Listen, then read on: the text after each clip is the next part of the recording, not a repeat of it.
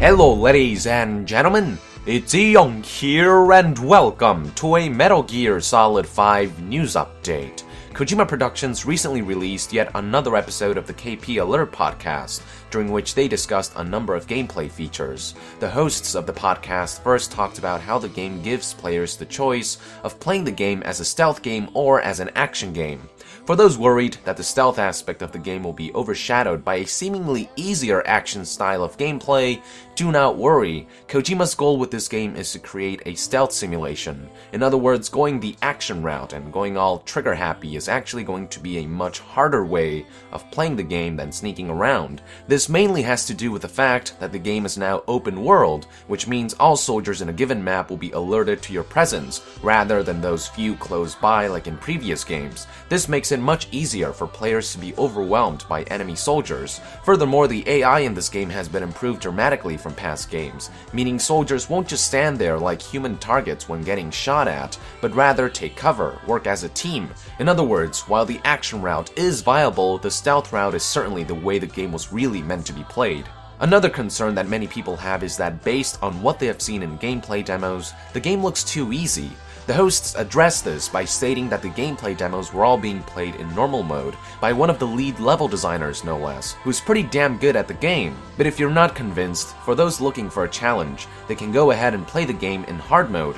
If you've watched the latest demo, you'll know that in hard mode, enemies can spot you from much greater distances, the AI improves even more, and certain gameplay features will be turned off. If you're still not satisfied, one of the game's level designers, Jordan Amaro, who guest starred in this episode, talked about his experiences with playing the game in hard mode with reflex mode turned off. Even as a guy who's played other stealth games like Deus Ex and Thief in the hardest difficulty, he was still surprised at how challenging the hard mode experience was in this game. And he's a freaking level designer for the Metal Gear Solid 5 experience, so calm your fear, people, you will be challenged by Kojima's upcoming stealth simulator.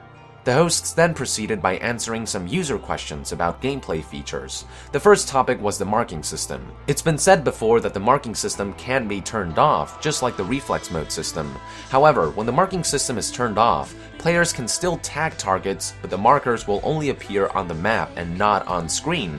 Not having the markers on screen is a huge disadvantage, since players will no longer be able to discern live the relationship between marker positions and the in-game world. Sure, players can look at the map, but that involves stopping and going and reanalyzing, which makes getting around patrol significantly more challenging. But even if that's not challenging enough, players can simply ignore the feature and not mark targets at all. Moving on, the next question that was answered was whether the lens flare feature can be turned off, like the marking and reflex mode systems. The answer to that is no. Lens flares are a huge part of the game's visuals, so Hideo Kojima opted to make the lens flares mandatory.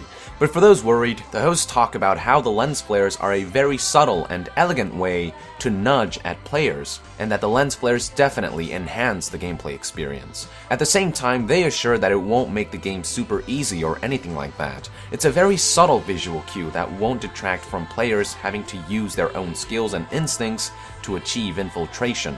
Another feature that many have been asking about is the ability to switch between third and first person views. I am happy to say that the answer to that is a resounding yes. Players can switch back and forth between the two perspectives. They haven't shown off that feature in any of the gameplay demos, but the option will be there for players when they get their hands on the game. Finally, the hosts replied to a question asking about the advantages that players will have if they play Ground Zeroes before the Phantom Pain. The story advantage is quite obvious, but there are also some gameplay advantages as well. Certain things will carry over to the Phantom Pain, such as some of the people you've rescued in Ground Zeroes. The hosts unfortunately couldn't go into too much detail, but essentially some of the people players rescue in Ground Zeroes will aid them in certain ways in the Phantom Pain. And there are actually other advantages and features that carry over, but again, the hosts couldn't reveal too much. And that about sums up all the information about Metal Gear Solid 5 that came about from KP Alert Podcast number 8. That is it for today, ladies and gentlemen. Thank you for tuning in. To be further updated on Metal Gear Solid 5, be sure to join the NASIAN and subscribe to Young Yeah. I'll see you guys next time. Thank you very much, and Young out.